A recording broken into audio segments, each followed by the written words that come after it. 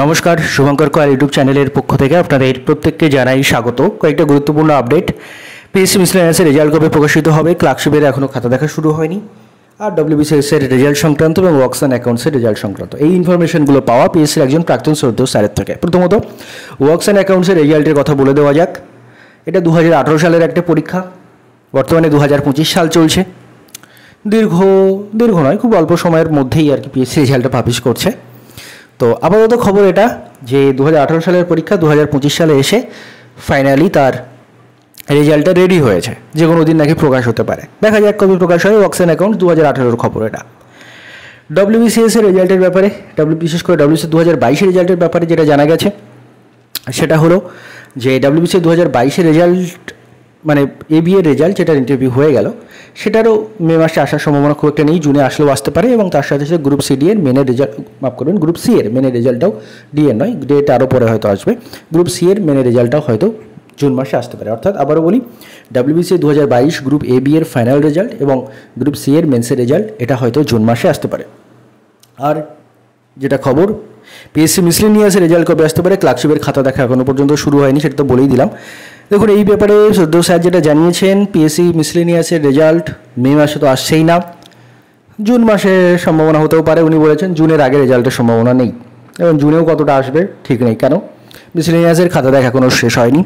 জানি না কোন শুভদৃষ্টি পিএসসি মিসলেনিয়াসের খাতার সঙ্গে বর্তমানে চালিয়ে যাচ্ছে, যে এক বছর ধরে দেখে দেখেও শুভদৃষ্টি শেষ হচ্ছে না, পিএসসির খাতার দিকে তাকিয়ে বোধহয় হা করে বসে আছে। তো মিসলেনিয়াসের আপাতত খাতা দেখা শেষ হয়নি, আর মিসলেনিয়াসের শেষ না হলে ক্লার্কশিপেরও খাতা দেখা শুরু হবে না। তো এটাই ব্যাপার আর কি, মানে মিসলেনিয়াসের এতদিন হয়ে গেল, মিসলেনিয়াসের খাতা দেখাই শেষ করতে পারলো না। তবে মনে হয় একটু কিছুটা এগিয়েছে কাজ হয়তো, নইলে স্যার যেটা বলেন যে জুনের দিকে সম্ভাবনা থাকতে পারে। দেখা যাক, যদি জুনের রেজাল্ট আসে ভালো। আর ক্লার্কশিপে তো খাতা দেখা শুরুই হয়নি, তার মানে তার এখন কবে কী হবে কোনো ঠিক ঠিকানা নেই। এই হচ্ছে ব্যাপার। এবার মেন্স এক্সামের কথা যদি বলতে হয়, মিসলেনিয়াসের মেন অনেক দেরি, ক্লার্কশিপের মেন আদৌ এবছর হবে কি না সন্দেহ তৈরি হয়েছে। মানে কী বলবো, কিছু বলার নেই আর কি, মানে যাচ্ছে তাই চলছে ব্যাপারটা। রবীন্দ্রনাথের কয়েকটা লাইন মনে পড়ছে, বিধির বিধান কাটবে তুমি এমন শক্তিমান, তুমি কি এমনি শক্তিমান। বিধির বিধান কাটবে তুমি এমন শক্তিমান, তুমি কি এমনি শক্তিমান। তোমাদের ভাঙা গড়া তোমার হাতে এমনি অভিমান, তোমাদের এমনি অভিমান। বিধির বাঁধন কাটবে তুমি এমন শক্তিমান, তুমি কি এমনি শক্তিমান। চিরদিন টানবে পিছে, চিরদিন রাখবে নিচে, চিরদিন টানবে পিছে, চিরদিন রাখবে নিচে। এত বল নাই রে তোমার, এত বল নাই রে তোমার, সইবে না সেই টান। বিধির বাঁধন কাটবে তুমি এমন শক্তিমান, তুমি কি এমনি শক্তিমান।